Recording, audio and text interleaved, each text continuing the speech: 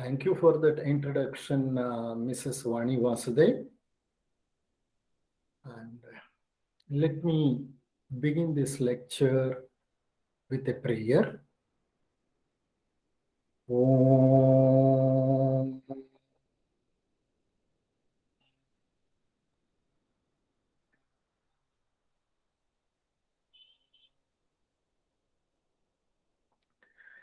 Ishvaraha Paramaha Krishna Satchidananda Vigraha Anadiradir Govinda Sarvakarana Karanam Bhoktaram Yagnatapasam Sarvaloka Maheshwaram Suhrudam Sarvabhutanam Gnatva Mam Shantim Ruchati. I render my salutations to the rootless root of all and the causeless cause of all. I place my prostrations at the feet of all the liberated masters. And I render my salutations to the divinity which is innate and inherent in all of us.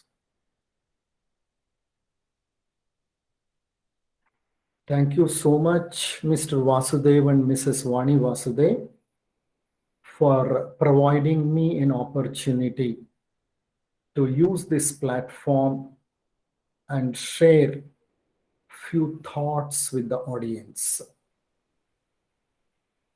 Although I am not a new speaker to this platform, every time when I speak here, I always consider myself lucky, fortunate, basically because I deal with an elite group, a group which consists of people who are seriously persisting spiritual sadhana. So speaking to sadhaks is a fortune brought down upon a speaker. So I consider myself as blessed, and I thank the directors, Mr. Vasudev and Mrs. Vani Vasudev, once again for the opportunity. I remember my masters, Mr. S. Krishnamurti and Srimati Rukmini Krishnamurti, for being my philosophers, my guides, and my mentors. If I can comfortably sit and deliver a discourse like this, it is basically because of the encouragement, support, and motivation which were provided to me by those great souls. Although they are not physically here, I always assume that they are non-physically present here to bless us all. And I thank the audience for joining in this program and going ahead with a journey of spiritual discourse. So with this outset introduction and exchanging the pleasantries, I just like to begin the lecture. The topic of lecture today is Be in the Cosmic Flow. This particular title I could give basically because when Srimati Vani Vasudev called me and requested me for a title, I was reading Osho. You know, Osho was a philosopher, and the real name of Osho was Rajneesh, Acharya Rajneesh. So-called Acharya Rajneesh was otherwise called as Osho.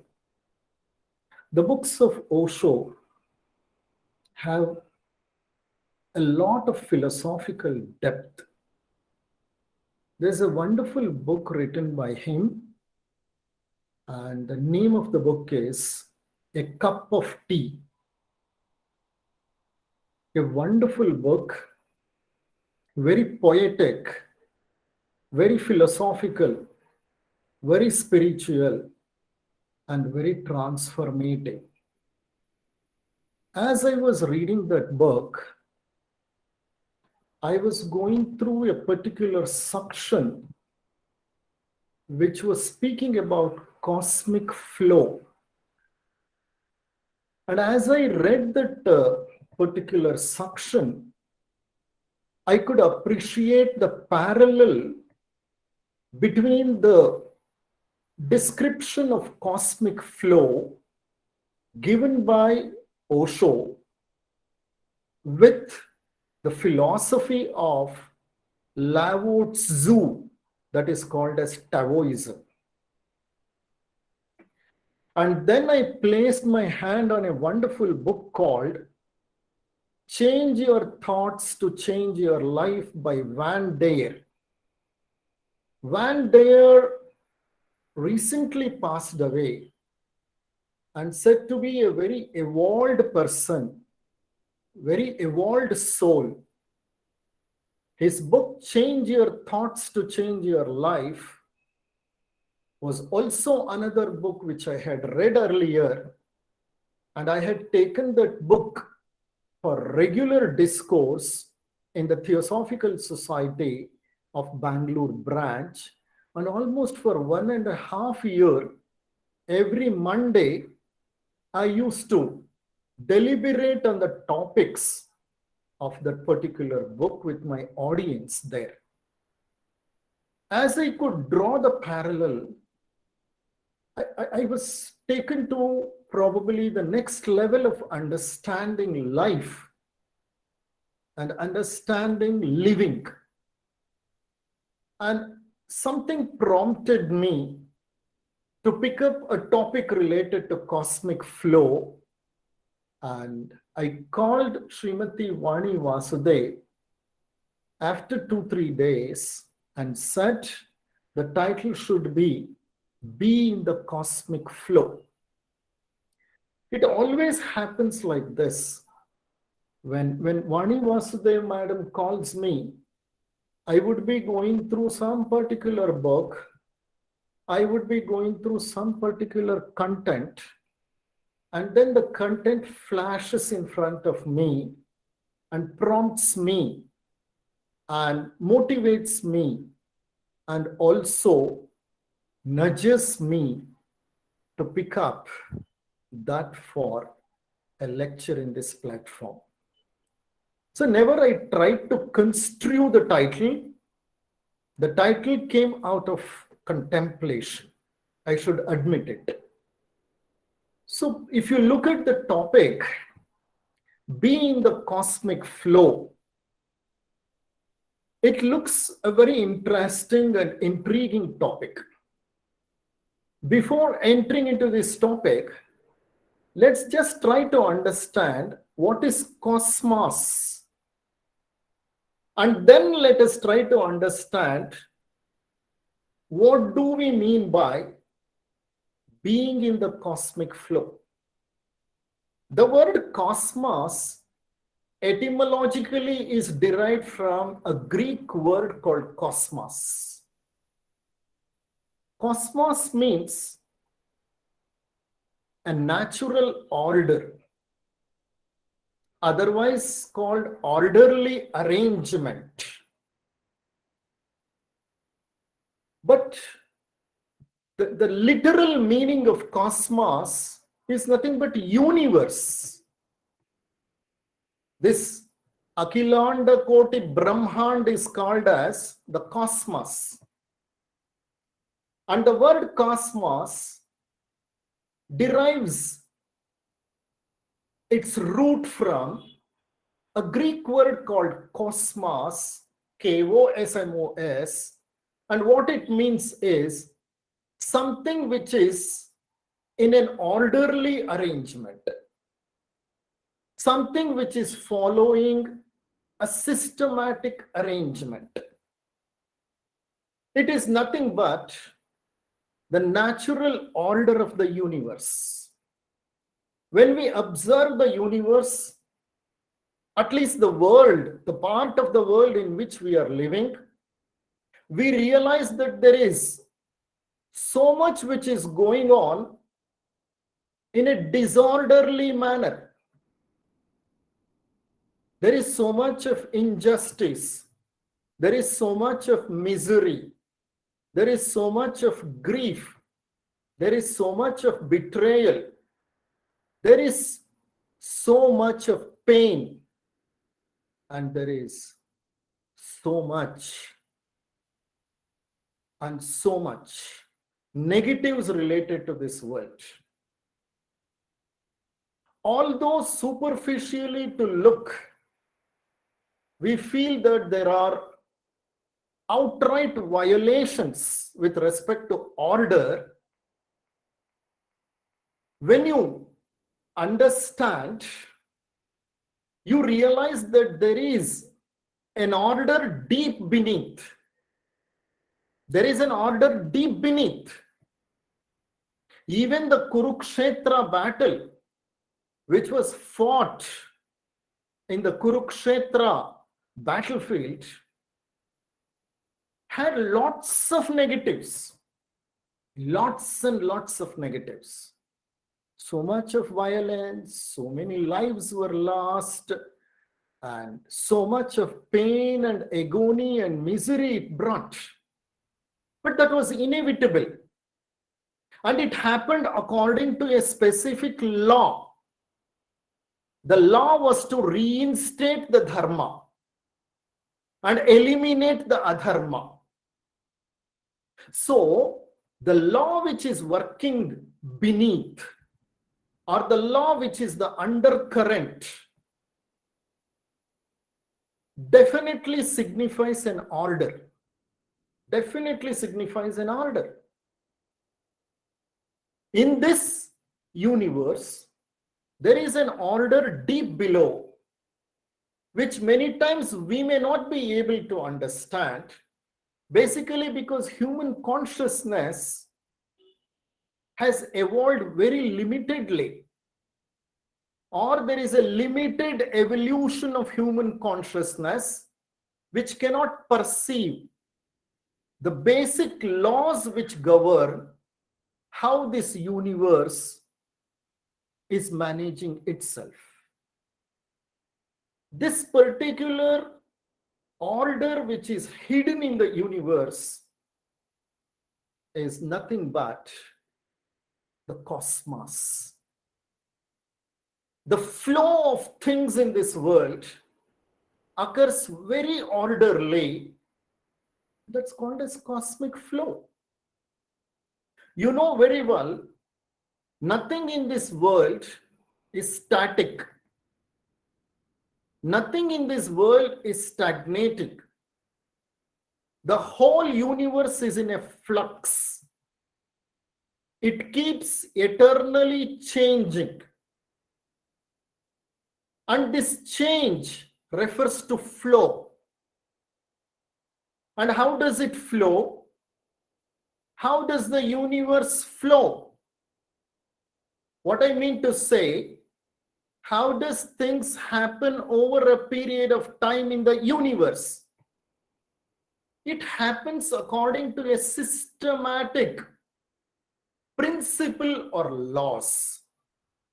And these laws which govern what happens, where it happens, how it happens, when it happens, related to your physical, emotional, mental, social, political, economic, occasional, occupational, or ethical, in any dimensions, whatever happens, that happens according to an order.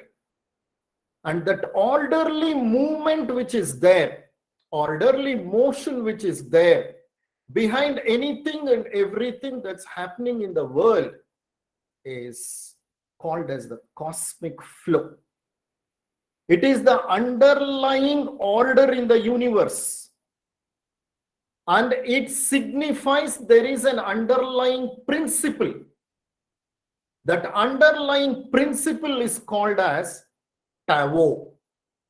It is called Tao.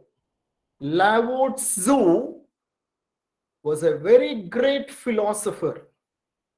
China produced two great philosophers, two very ancient philosophers. One was Lao Tzu and another one was Confucius. Lao Tzu preached Taoism. And Taoism is all related to the fundamental principle or the fundamental laws which actually determine a flow in the universe. And Lao Tzu wrote a wonderful book that is called as Tao Te Ching. Tao Te Ching. And we may consider Tao as the flow of the universe or as some essence or pattern behind the natural world that keeps the universe in balance. Being this cosmic flow is the clarion call. Clarion call means it is perhaps the call from the invisible world. It is the call from the heights. It is the call from the other shore. It is a call from the Lord, being the cosmic flow. But unfortunately, we are unnecessarily striving to attain something. And the very effort to attain something has become a hindrance to us. Being in the cosmic flow means be totally relaxed. Just flow with the flow. Just effortlessly move with the order that is existing in the universe. But unfortunately, we strive for so many things. Day in and day out, we toil for so many things. We desire for so many things. We want to amass wealth. We want to gain reputation.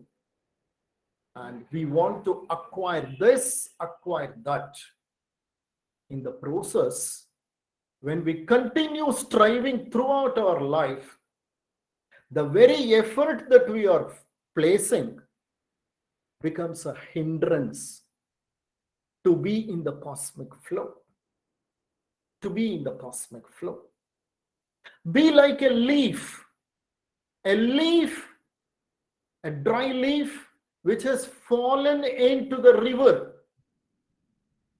The dry leaf doesn't resist, doesn't protest, doesn't repel. It accepts anything and everything that comes in its way. And in the process, it just surrenders itself to the will of the Lord. To the will of the Lord. That doesn't mean to say it stops when there is an obstacle. It just surrenders to the obstacle. No. It tries to tide through the obstacle. It tries to look for an opportunity. It tries to find a way for itself. And it tries to surpass or circumpass the obstacle. Don't think the moment I say surrender means lamely surrender. No, the word surrender has an in-depth meaning. You need to do whatever you are supposed to do without reacting to the situation. but all the time responding to the situation, so that you can circumpass the obstacles and the challenges which come in the life. And as you keep responding, you are aligning with the cosmic flow. But as you keep reacting, you are mal-aligning with the cosmic flow. It's as simple as that. To be in the cosmic flow is to be free from oneself. Unless until you become free from yourself, or unless until you transcend yourself, you can never be in the cosmic flow. Unfortunately, we are all working at the level of lower self, and we have become, in a way, a slave to our lower self. And whatever our lower self prompts us to do, we just keep doing. All self-centric activities arise from lower self.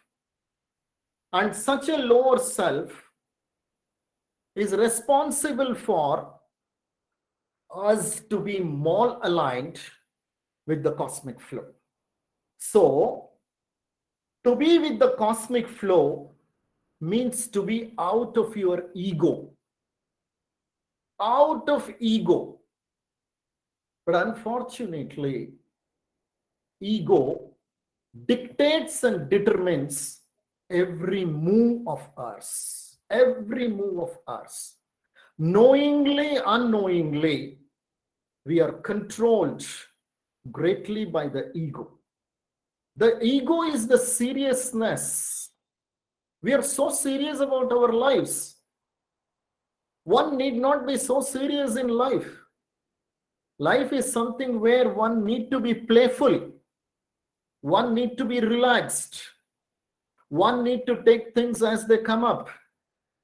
And one has to tide through the situation with least degree of stress. You ask anybody in the world now, right from a small baby up to an old man who is almost on his deathbed, everyone is serious about life. Life is not something to be so serious. You need to enjoy your time. Take things light. Tide through the situations with all the grace. But unfortunately, ego creates so much of seriousness in us, and because of that, we move in a way which is totally mal-aligned to the cosmic flow. We need rather the exact opposite way of living or lifestyle. What is it exact opposite?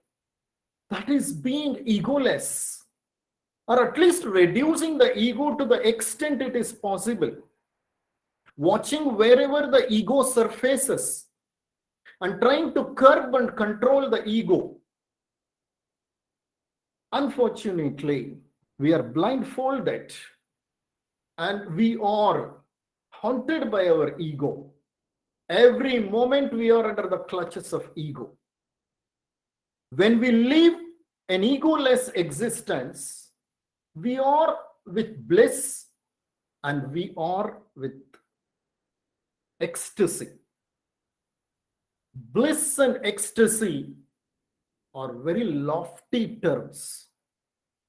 Probably as sadhaks, we are going to arrive at those posts called ecstasy and bliss. But on the way, the journey needs to be enjoyed. Why don't you enjoy the journey? Why are you so serious about life? If you want to be in the cosmic flow, please don't be serious and be free from ego. You are in the cosmic flow when you let go. That's when life starts happening. You might have seen great saints and sages, how happily they lived. Have you seen the face of any saint or any sage or any avatar Purush where the face is grim? The face looks as though the person is annoyed? Definitely not. You see the face of Krishna with a smile. You see the face of Rama with a smile.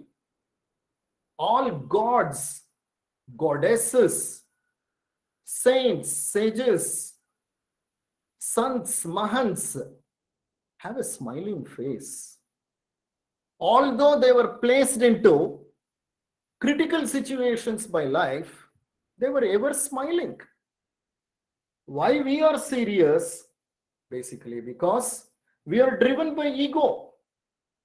A monk once asked one of the old Chinese masters, you know, Buddhist monks, they are serious sadhaks of spirituality.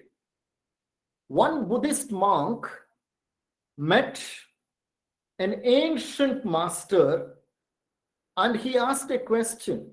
Sir, please tell me what is the way? What is the way? Means what is the path? So that I can tread the path. What is the way? The master replied, the natural one, the ordinary one is the way. Look at the answer. The answer is so simple. The question looks to be so profound, but the answer looks to be so simple. The answer is, the way is the natural one. The way is the ordinary one. The monk was not convinced. He continued and said, Sir, how am I to be in accord with it? How am I to be in accord with it? You say natural way is the way. How can I follow it? How can I be according to the expectations of the path? Immediately, the master said, when you try to be in accord with it, then you deviate from it. Said the master very cryptically, when you try yourself day in and day out to be in accordance with the way, you are definitely deviating from the way. Because the way that you are supposed to tread is the natural way. When it is the natural way, how can you actually make an effort or try to adopt yourself to the way? It is a natural way. The very act of you trying to be on the natural way is self-contradictory. So living the natural life is to be in the cosmic flow. You need to live a natural life. You cannot adopt it. You cannot try to follow the natural life, because natural life is your original life. It is a life that is given to you. And can we try to be natural and lead a natural life? No, it is absurd. It is absurd. You can't try to be natural. It is absurd. Being natural is your original state. That is your inner state. That is the ultimate state. That is your core. But you have strayed too far away from that state. You have gone into unnatural ways. The natural, the real, the original is there very much inside. That is dictating your life from inside. But you are not listening to the call, to the inner call. And you have adopted unnatural ways. Despite you adopting unnatural ways of living, that natural principle is very much resting there inside you. It has not gone anywhere out of you. You have strayed too far away from it by your unnatural ways. Just do one thing. Control, shift, and delete. Control, shift, and delete all unnatural ways. So, you realize your natural way and natural state, which is very much there within you. So, you need not have to try doing something and forcing yourself to get into natural way. You need not. You need not teach a child to learn how to walk. The child learns on its own. Just create an environment. The child has those instincts. You need not teach the child to suckle. The child suckles on its own. It is there as a samskara in it. You need not teach. So, natural way is something which nobody needs to teach anybody. Reality is something which is very much there in you. Nobody needs to take you to the reality. It is very much there. What is unreal, just focus on it and push that away. What I mean to say here is, instead, if you try to act, if you try to be natural, it amounts to pretension. You are pretending. How can you try to be natural? Natural is something which is a part of you. Trying to be natural is absurd because it is self-contradictory. So does this mean to say we should not try at all? No, I'm sorry. I should be very clear. Don't try to be natural, but try to observe what is unnatural. That's all. Don't try to pretend. Because if you try to be natural, then you're trying to pretend. So don't do that. No, don't try to be natural, because that too is a way of trying, and that will not help. That's what says Osho. Don't try to be natural. Natural is a part of your entity, or a part of your life. It's a part of your reality. So just be, but just see the dilemma. When you understand this dilemma, that you cannot act natural, and natural is something which is very much in you, and just focus on unnatural and just control, shift, delete the unnatural. Unless you do that, you cannot get into the cosmic flow.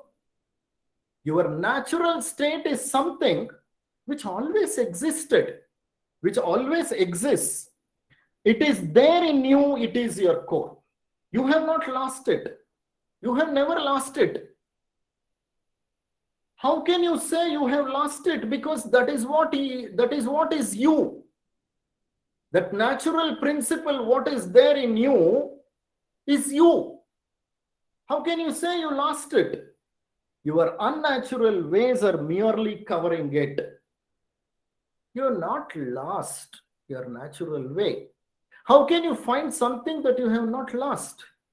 There's no point in searching.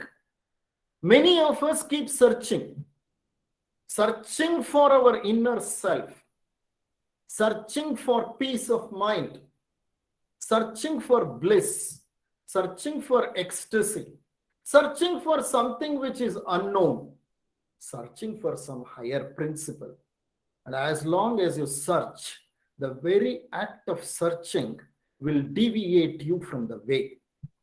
That itself becomes a mega hindrance. The moment you understand this absurdity, all seeking, searching stops by itself. All seeking and stopping will stop. Searching and seeking will stop on its own. Please understand this dilemma. Please understand this enigma. As you become more and more aware that you are seeking something, you may be seeking a transcendental principle, or you may be seeking some wealth or some some particular health or some reputation or some fame or some name, anything that if you are searching and seeking, the very act of searching becomes a hindrance in achieving it. Because how can you seek something which you have not lost? Especially when it comes to seeking self, you have not lost yourself. Yourself is a natural principle. When you have not lost it, how can you find it by searching? I just give you an anecdote to make you understand this particular concept. This anecdote is titled as Little Fish. Little Fish.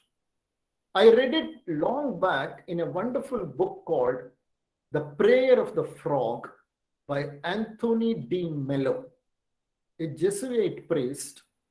He has given more than 100 anecdotes in it, and every anecdote is an eye-opener. This anecdote is titled as Little Fish. What does this particular anecdote say? What does it say?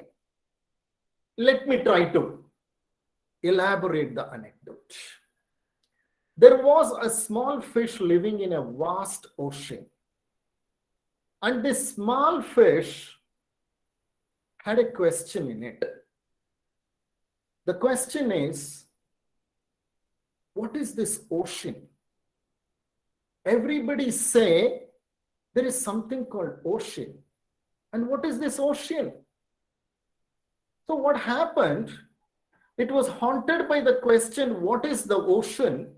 Although living in the ocean, it met a big fish.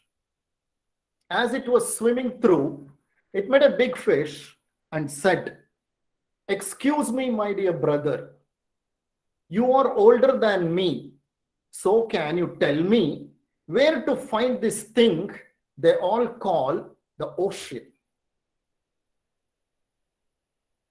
The big fish, in a way, got surprised by the question, and it said, "Oh, my little fish, the ocean, what you are saying, is the thing you are in now. The ocean, what you are saying, is the thing in which you are right now." The small fish could not digest this answer. It could never expect such an answer, basically because it was conditioned. So the little fish said, "Oh, what do you mean? Is this the ocean?" No. This is water. This is water. What I am seeking is the ocean," said the disappointed fish as it swam away, searching for the ocean elsewhere. It will never get any other ocean apart from the ocean in which it is living. But unfortunately, when the big fish clarifies that this is the ocean, it is not in a position to receive the truth. It's not in a position to receive the truth. This is the problem. The natural is within. The way of natural is within. But we start searching for it, thinking it is somewhere else. Lao Tzu, that's why I said, "Seek and you will miss." Wonderful statement of Taoism. Seek and you will miss. Do not seek and you will find. Seek, you will miss. Do not seek, you will find it. But the whole world is engaged in seeking, searching, exploring, finding, hunting. These are all our favorite free time occupations, isn't it? I just like to place another anecdote in front of you. This anecdote is titled as Sannyasi and the Master. There was a sannyasi, and he came with so much of anxiety, depression, frustration, with big strides walking into the ashram of a master. The sannyasi was wearing the crimson robes. So anybody could make out he is a sadhak, he is a sannyasi.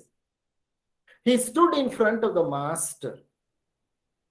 The master was sitting beneath a large banyan tree, and it was sunset time. It was dusk. It was evening, and the sannyasi came from nowhere.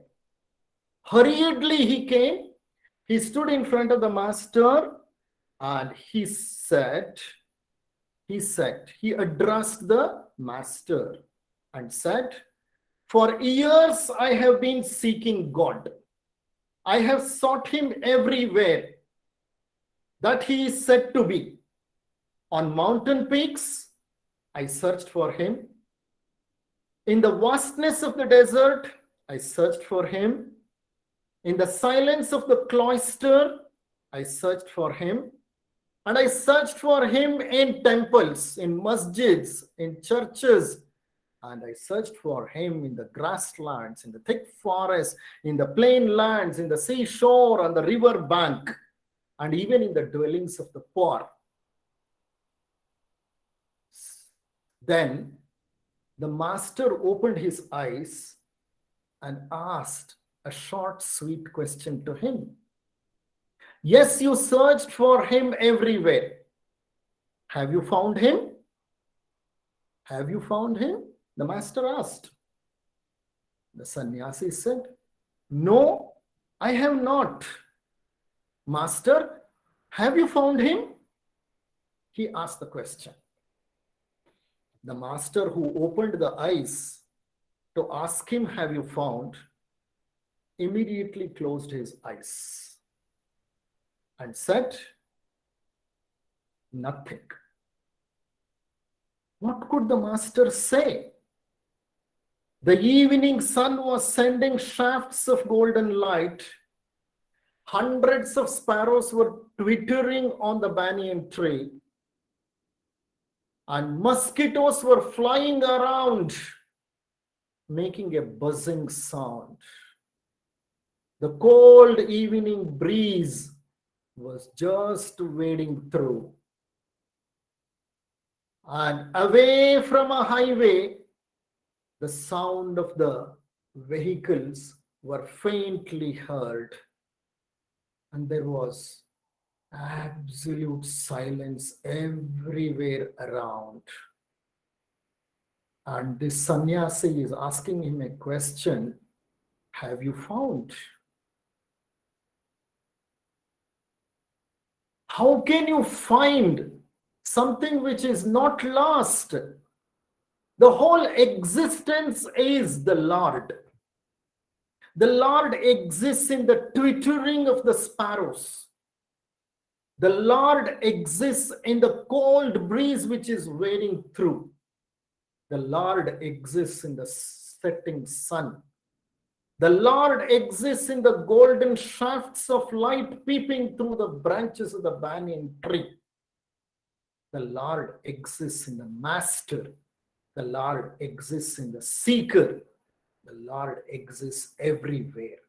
And unfortunately, this sannyasi is asking him a question: have you found him? To find him, first of all, you should have lost him. Where have you lost? He is very much there. When master did not speak anything, after a while the sannyasi left, disappointed, to search for God elsewhere. To search for God elsewhere. This is what we are doing. We search for God in Tirupati. If the God of Tirupati doesn't work out for our needs, we start searching for him in Varanasi. And after searching in Varanasi, if things do not work, we go to Madurai Meenakshi. And if it doesn't work there, we go to Subramanya Swami in Palani. This particular thing keeps happening. But never you can find God anywhere else more than within you. Stop searching and just be. And you will be surprised because you will find him.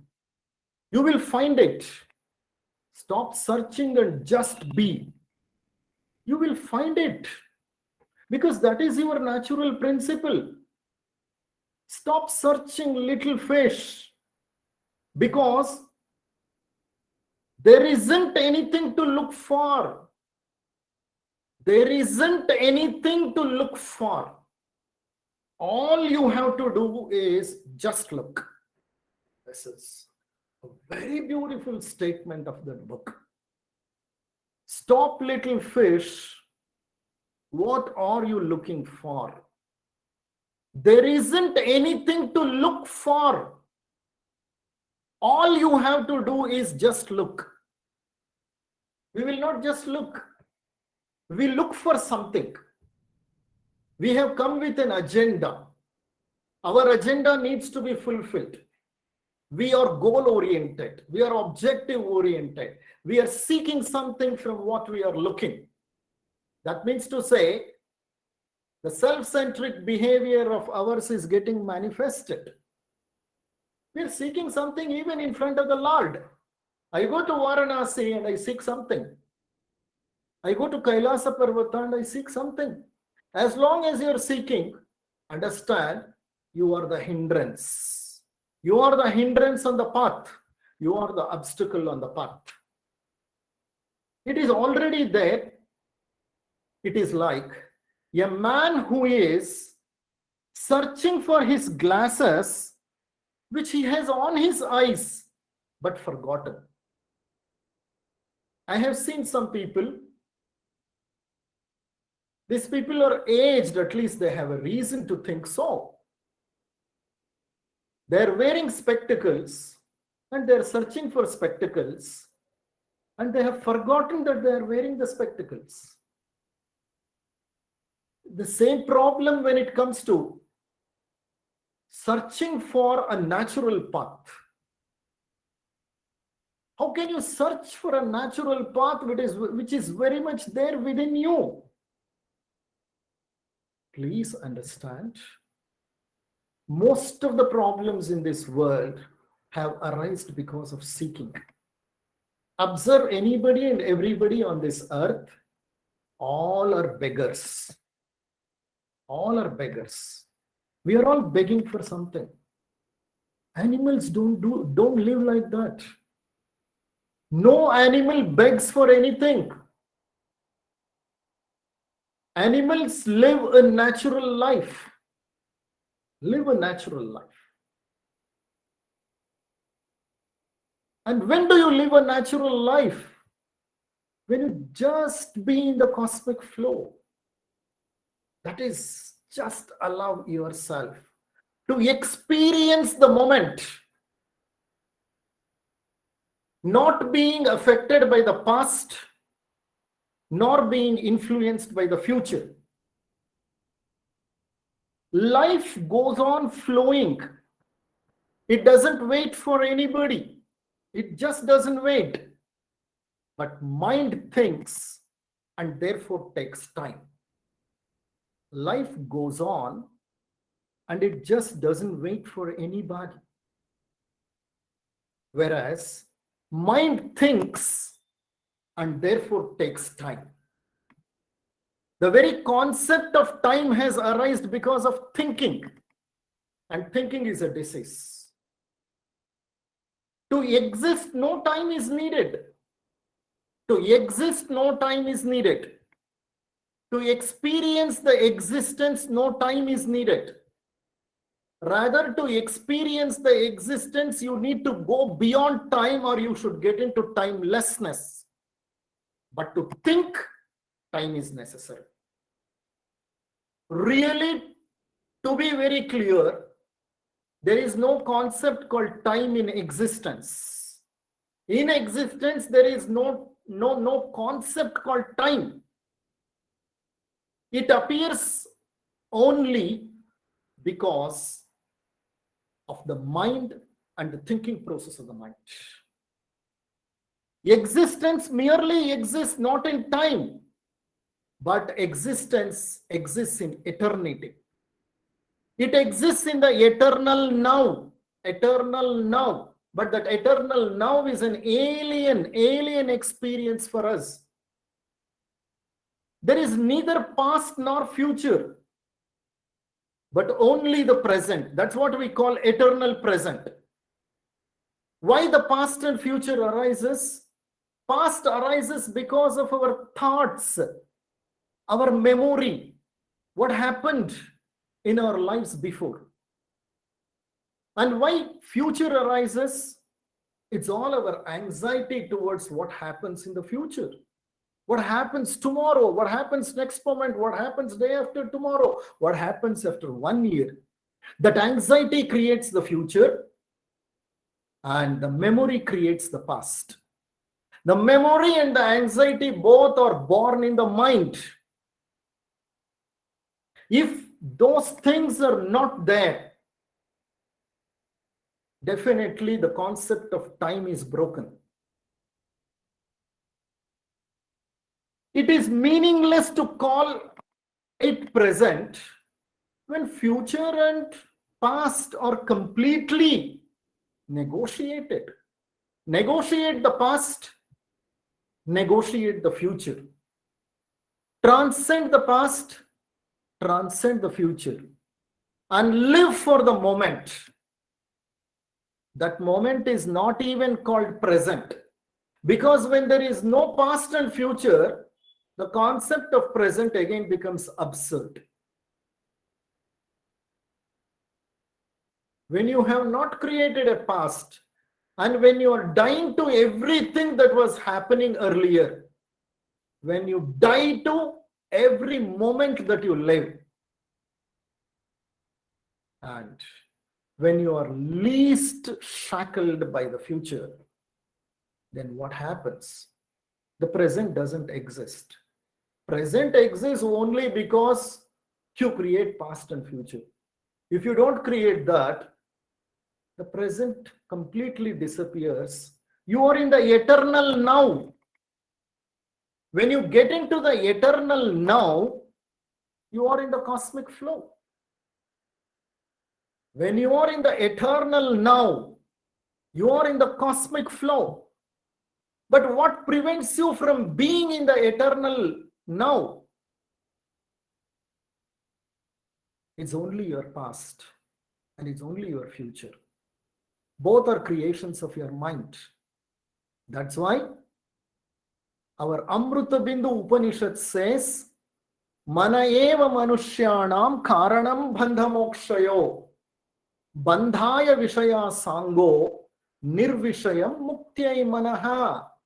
The meaning of this verse in the Upanishad is, your mind is binding you. Your mind is the one which transcends you also. How the mind binds you? The mind binds you with the memory and the anxiety. Memory takes you to past and anxiety takes you to future. And because of this, there is a creation called present. And in reality, the present also does not exist, provided you get rid of your past and you get rid of your future. And you're out of your memory and you're out of your anxieties. Then you get into eternal now. That is precisely the stage. That is precisely the stage. Which is a precise stage? Being in the eternal now. Eternal now, not present.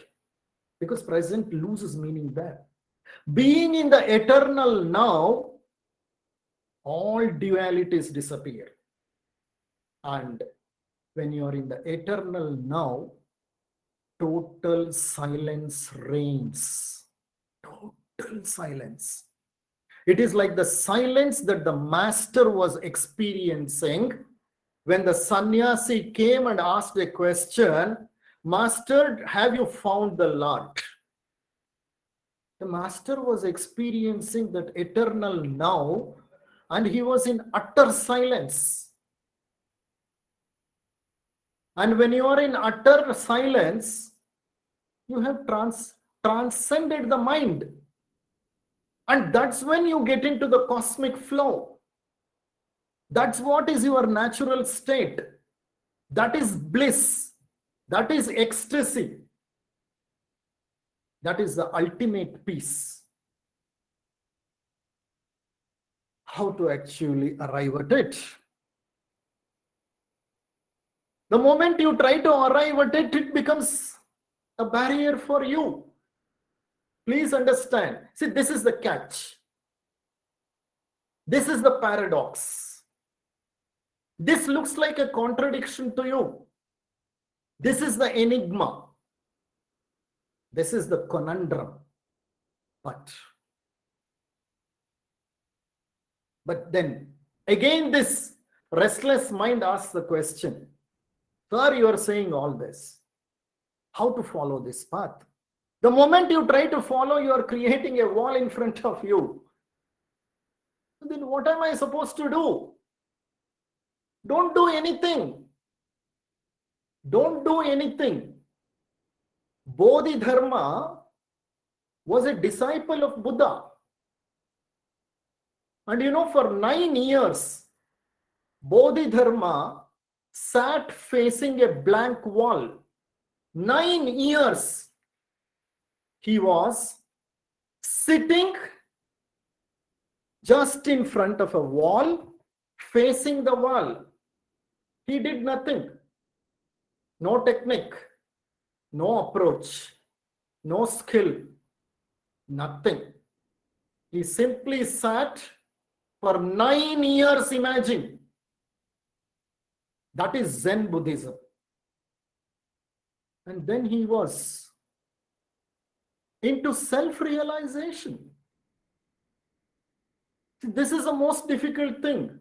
I remember my master, S. Krishnamurti, telling, doing nothing is the most difficult thing for us. And when you do nothing, your mind is silenced. It is silenced over a period of time. A person like Bodhidharma took 9 years sitting in front of a blank wall where there was absolutely no drawing there, no figure there, no sculpting there, nothing. So, this is what you are supposed to do. A very, very tough job. Very, very tough job.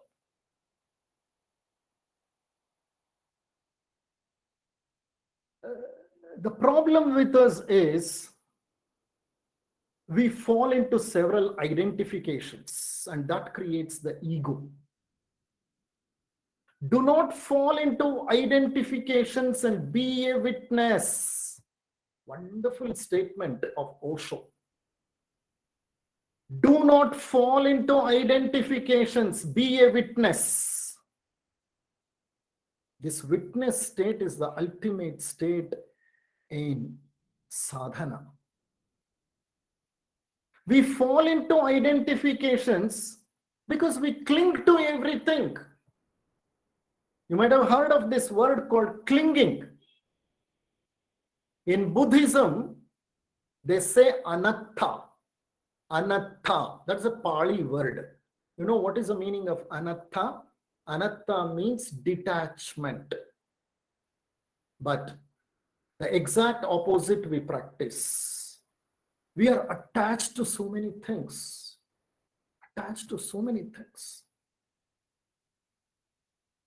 We fall into identifications because we cling and cling and cling. It is good to drop this clinging. Buddha used to tell to his disciples, never stay in any place for more than 3 days. Buddha always used to stay in the outskirts of any village that he used to visit. He always used to stay in the periphery of the village, in an open place. And Buddha used to tell to his disciples, never stay in any place for more than 3 days. Because on the fourth day, there will be an attachment developed on the place. He always used to tell his disciples, move away, move away, move away. Die to every moment, said Jiddu Krishnamurti. When you die to every moment, you are taking birth every moment. Please understand, a saint lives like this. He has millions of deaths and millions of births in his life. Because every split second he is dying and he is reborning, or a kind of rebirthing happens. It's not an easy sadhana. It's extremely difficult. Extremely difficult. You know, I have worked in some colleges, and one of the college which I worked is Bapuji Dental College and Hospital, Davangere. I can never forget this college. Basically because I always feel this college gave me more than what I could give to the college. Although I had done lots of programs there, and I had sincerely worked, I always felt the college gave me more than what I could give. Basically because that college is a treasure house of knowledge. The library was so beautiful.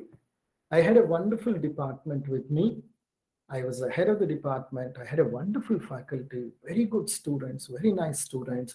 We used to have very, very good academic sessions. Every seminar and every journal club, we used to be so much committed and involved. Until today, I cannot forget.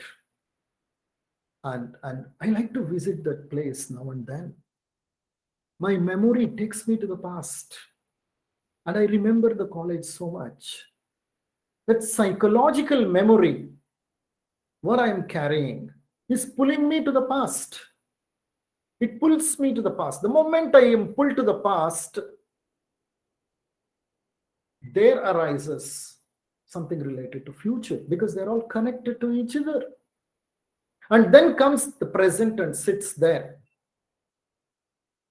And this present in reality doesn't exist. It's rather eternal now. But I created past, I created future. So present came and happily sat in between. I'm not able to forget, die to the past, because each moment, each day should be a fresh moment and fresh day.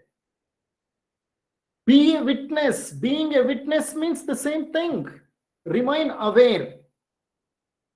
When you witness, when you are silent, when you simply be with yourself, then suddenly you see an illumination. You see an illumination. When you do not fall into identifications, when you do not attach to any of the symbols, icons, emblems that you carry. I am a man. I am a parent.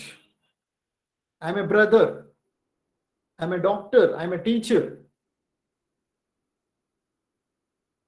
All these are emblems, identifications. They were never there with you when you took birth, and they will never be there the moment you die.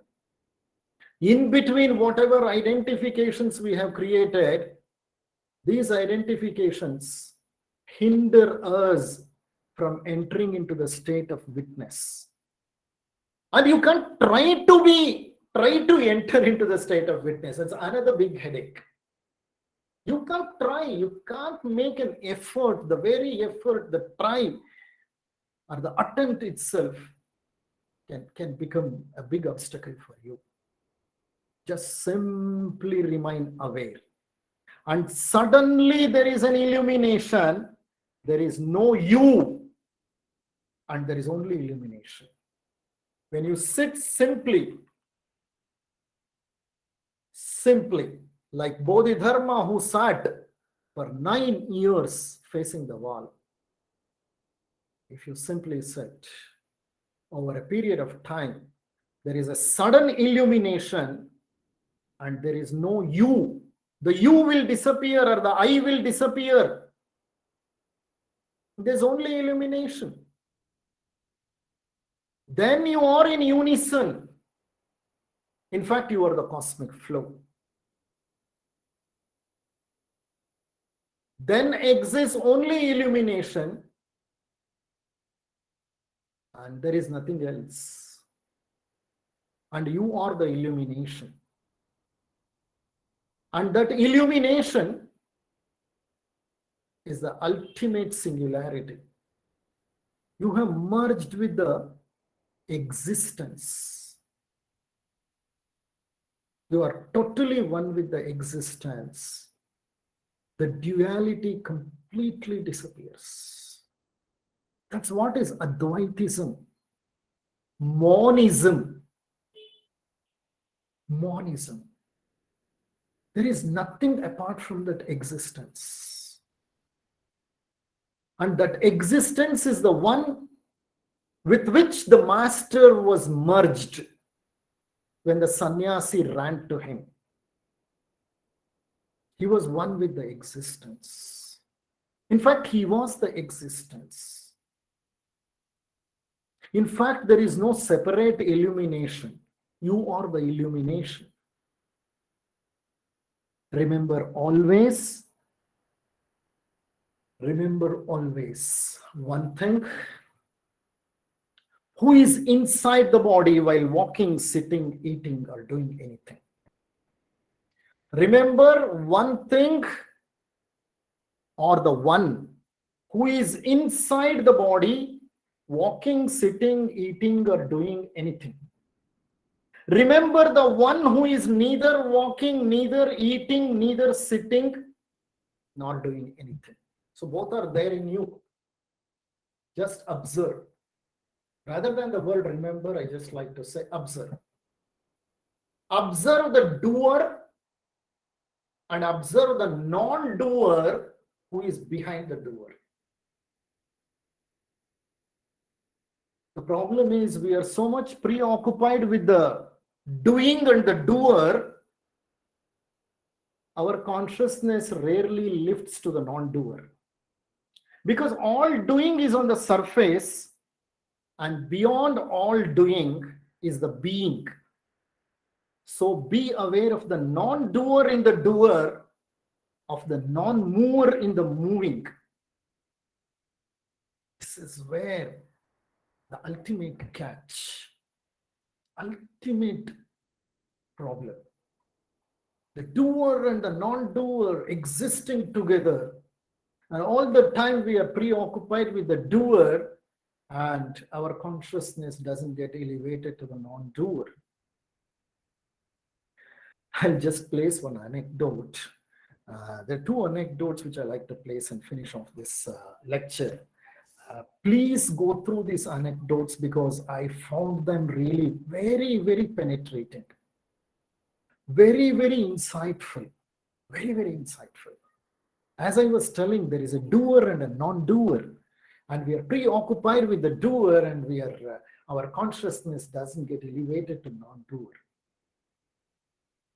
With respect to that, there's an anecdote of Mullah Nasruddin. You might have heard of Mullah Nasruddin, an anecdotal figure, and there are many anecdotes on the Mullah. Mullah Nasruddin's wife heard a tremendous sound in Mullah's room, and she ran to his room and she peeped into the room. From inside, Mullah said, "Nothing to worry about," said the Mullah. "It was only my cloak which fell to the ground."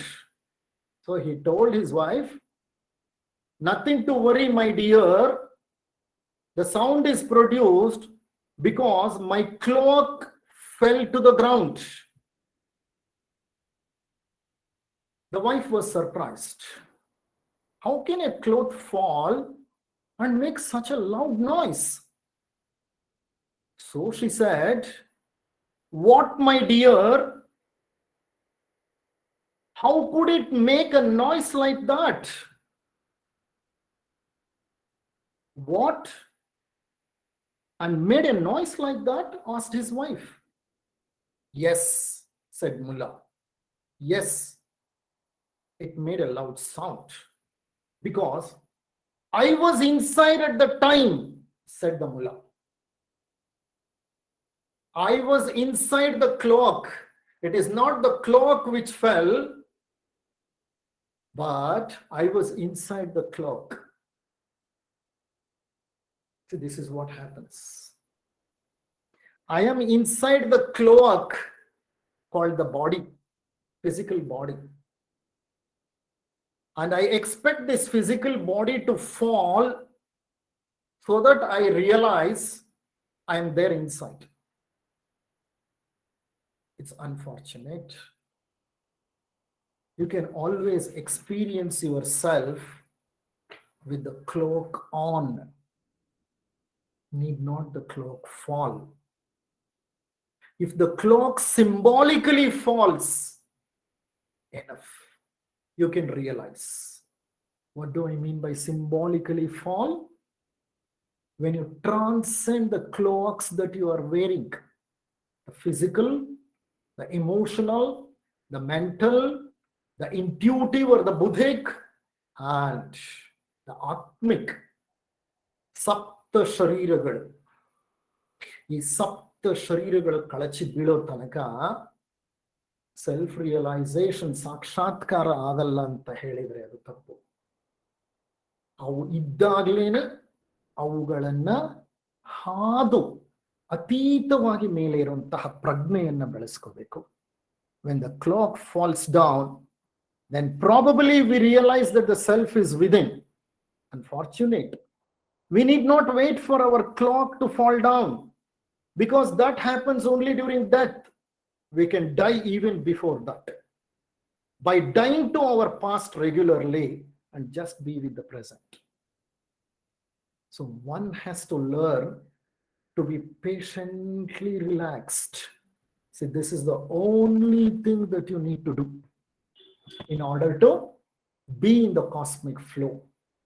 Be patiently relaxed. Then the miracle of miracles happen. One day when you are really relaxed, something suddenly changes. A curtain disappears and you see the things as they are. One day when you are sitting totally relaxed, patiently relaxed, the curtain falls and you can see the things as they are. You can see the world as it is. And then what happens? You have transcended. All meditations are preparations. Please understand. Whether it is your transcendental meditation, whether it is your, what you call, the deep breathing meditation, whether the lamp, sitting in front of lamp and doing meditating, whatever the type and nature of meditation, all meditations are preparations for meditations. That's all. But real meditation just happens. It happens one day, just like that. And when will it happen? Don't ask that question. It will happen when you are perfectly, patiently relaxed. And don't try to be patiently relaxed. The moment you try to do that, the very attempt of doing it becomes a hindrance. Just observe. Just be relaxed. Just be relaxed. With this, just 2 minutes of your time for another anecdote.